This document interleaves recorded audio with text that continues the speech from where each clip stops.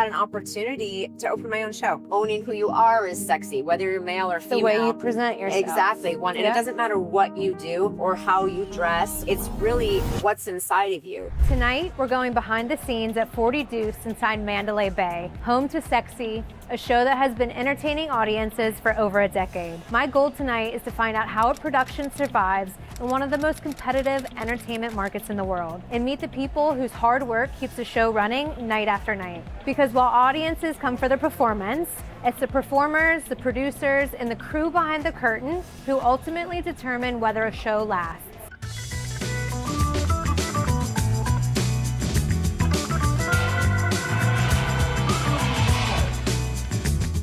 Despite Jen being pulled in 10 different directions, we finally managed to pin her down. I was curious to learn how she ended up here, what inspired her to create Sexxy, and what it takes to keep a production alive in a city that never stops changing.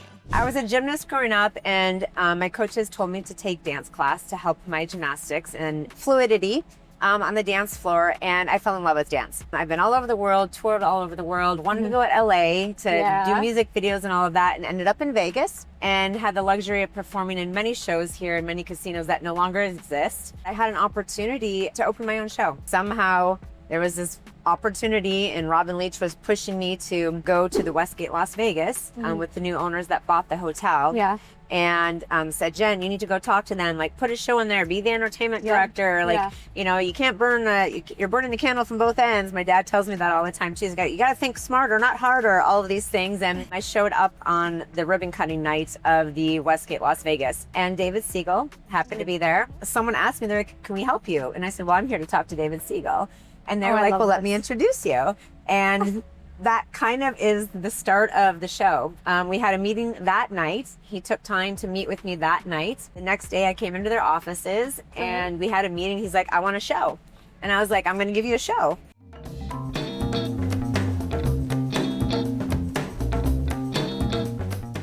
This is the area for everything. Very cool. How much time do you guys have back here before you go on stage? An hour. An hour? Okay. Yeah. There's another dressing room on the other side. No one's in there, but we change Oh, okay. as the show goes. So I have about 3 changes over there and then, well, 4 changes over here. Okay, all So back right. and forth. We've been doing makeup, for so many years. You know what you're doing. Yeah. And your hair? Yeah. How's that work? I do my hair as well. Yeah? Yeah. Oh, it So looks curl, good. try to get it up and Yeah. bouncy as possible. It looks And all great. the hair flips. Oh, we love a good hair flip. Yeah. And then the outfits. What's your favorite outfit? Oh my gosh, my favorite outfit. The opening is one of my favorites because it's so just beautiful and sparkly and like so many layers and pieces to it. So we stack one's the them first one? in order of our numbers. Yeah. Because it's really, really quick changes. So we have to be able to grab it and change it as quickly as possible. So it's already stacked in order.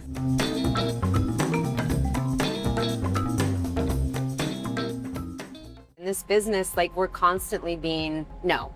Yeah. You're too short, you're too heavy, your hair's not blonde, your kneecaps aren't 7 inches from your hip. We're never perfect, right?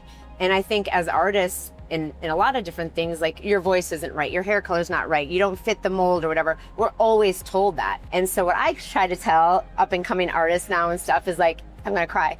But like, no, but seriously, like, I was told that too. Like, I never fit into the group. You have to take that and grow with it and be so confident and love so much what you're doing that no one can tell you no. And that's what I kind of tell my up and coming artists or dancers and stuff. Is like, if this is what you want to do, hold on, because you are right for you, and someone else is going to see that one day, and you're going to shine and you're going to fly. Watching her was kind of inspiring when I first joined it too. I'm just getting back into dance, and watching somebody trying to do a full creation process of something new was really inspiring. I love Jennifer. She's like my sister, my mentor. She's amazing to work with. She's somebody I look up to. She's just pleasure to be around during the rehearsals, even during the show. Yeah, it's phenomenal. Do your same thing, but just watch out for her timing.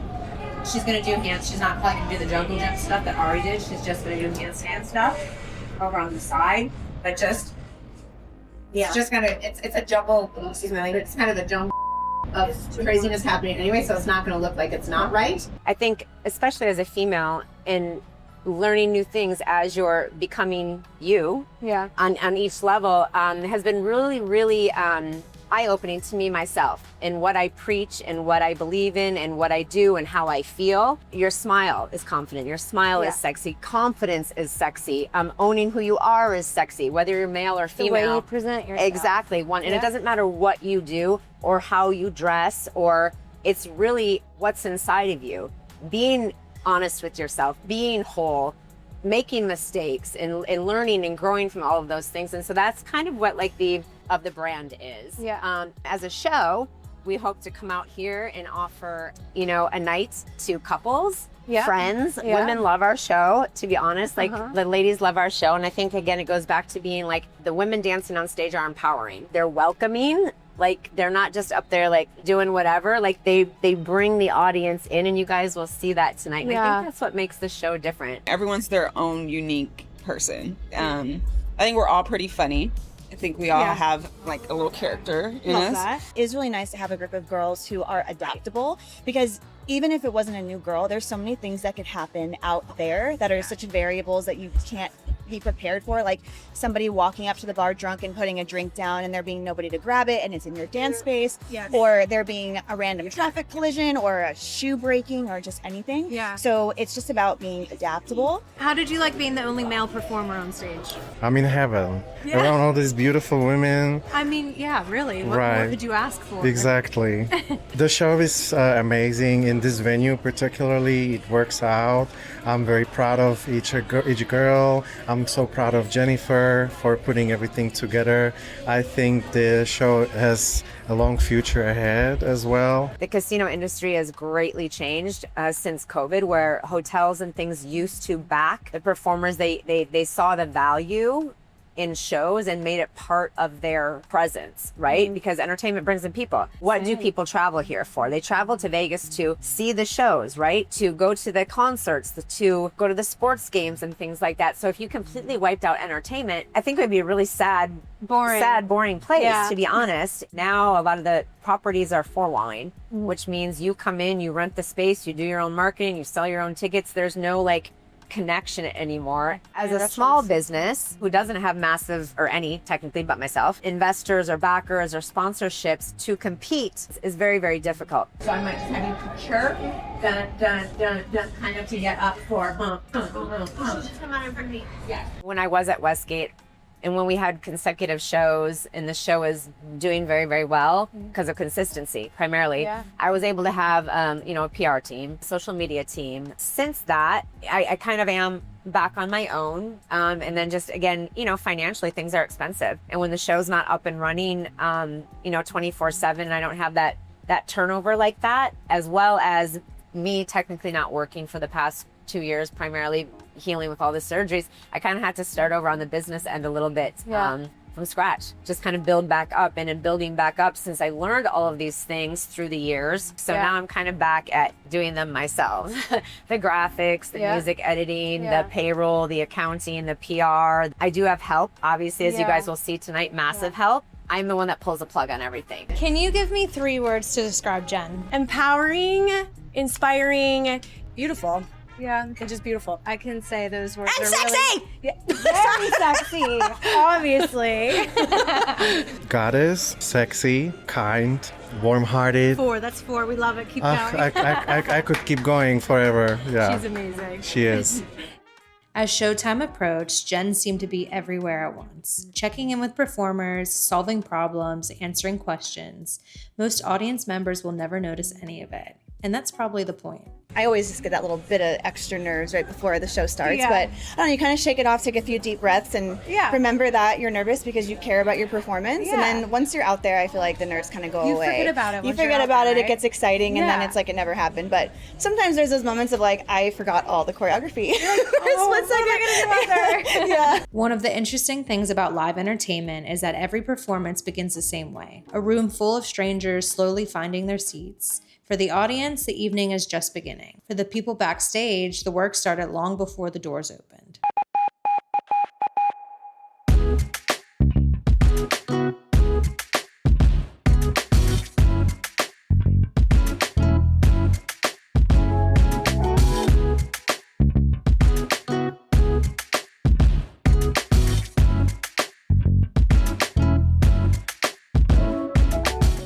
Watching from the audience, it's easy to get swept up in the performance. The music, the choreography, the energy of the room.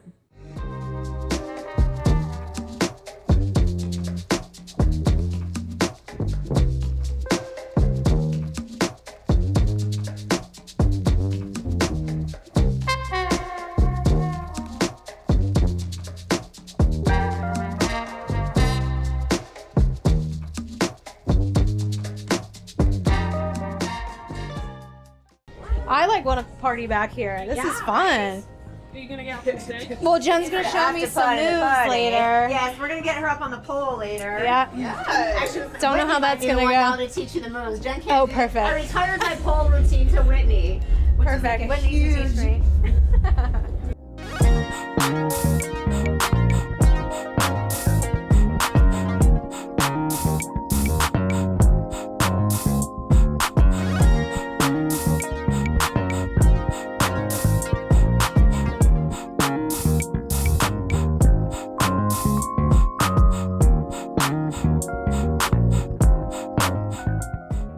A few hours earlier, this room was filled with music, laughter, and applause. Now it's quiet again. It's a reminder of how temporary live entertainment really is. Every performance exists for a moment, and then it's gone. Tomorrow, they'll do it all over again. I do not have thousands and millions of dollars backing me in my shows. I am still mom and pop But woman. that's what makes it so special. It does make it so special. I'm not gonna lie, it's really hard sometimes. I think honestly that the success of the show is, I say this honestly, I mean, I create the show, the brand, the choreography, the lighting, the costumes, that I do the marketing, I do the PR. I'm kind of the brainchild behind everything, but the show does not happen without the people who step on that stage every single night. Of course, yeah. Hands You down. need a whole team. You I need a whole team. crew. The team is not based on one person. The show is not based on one person. The show does not work unless everyone on the team is a part of it. Yeah. And that's what I think is really special. And I think that's why we've had staying power, is that no matter what, no matter where we are, no matter what venue we're going to, the show is good. And I pride myself on that, not in an egotistical way, but like, I feel like it's a different energy, and some people might love it and some people might not. But the people that do really love and support us. Yeah. And that's been really special in the community. The show would not be here for 10 years if I did not have the love, respect, and support of the community. So Yeah, you're right. that's who I think, and that's why I feel like we're still here. Yeah. And the people that show up every night. Honestly, the people that show up in the audience and on Brings you stage back. every single night. As our conversation came to an end, one thing became obvious. Jen wasn't talking about costumes, choreography, or ticket sales nearly as much as she was talking about people. The performers she works with, the relationships she's built, and the team that's helped turn an idea into a long-running Las Vegas production.